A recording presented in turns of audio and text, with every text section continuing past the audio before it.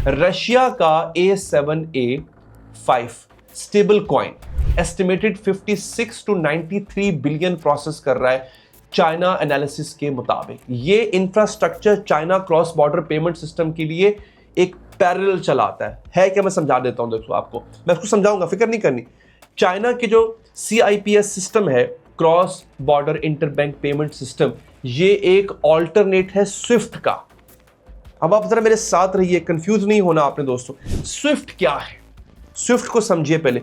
Swift basically वो system है जिसके थ्रू दुनिया का ज्यादातर इंटरनेशनल मनी ट्रांसफर होता है।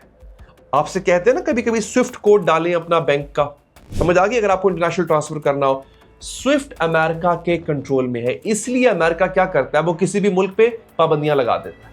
यानी एक मुल्क किसी दूसरे मुल्क से अगर कोई चीज मंगवाना चाहे, उसको स्विफ्ट का इस्तेमाल करना पड़ेगा। अमेरिका अगर उस पर पाबंदी लगा दे तो वो मुल्क कुछ नहीं कर सकता, वो ना वो एक्सपोर्ट कर सकता ना इंपोर्ट कर सकता है। ये कंट्रोल अमेरिका के हाथ में।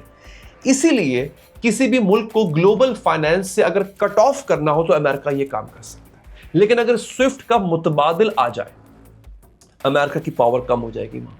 इस जंग में हर स्विफ्ट रिस्ट्रिक्शन, हर सैंक्शंस एवेजन चैनल, हर क्रिप्टो रेल जो ईरान और रशिया को सस्टेन कर रही है, ये सब जो है ना, ये नॉन डॉलर सेटलमेंट सिस्टम की वायबिलिटी डेमोन्स्ट्रेट कर रही है।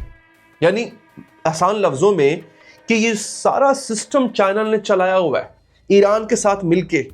इसमें कहीं डॉलर नहीं है, इसमें कहीं स्विफ्ट सिस्टम नहीं है, ये सारा सिस्टम चाइना का खुद का खड़ा किया हुआ है। अमेरिका के फाइनेंशियल सिस्टम की चाइना को जरूरत नहीं है और ईरान को भी इस तरह से कहीं ना कहीं जरूरत नहीं पड़ रही। वो सिस्टम जो चाइना को दहाइयों से बिल्ड कर रहा था, ईरान के साथ ऑयल युआन में ट्रेड हो रहा है, रशिया के साथ जो है वो रबल और युआन दोनों में ट्रेड हो रहा है। रबल रशिया की करेंसी है। पेट्रो डॉलर सिस्टम जो 50 साल से हाकिम था, वो अब चैलेंज हो रहा है। और अब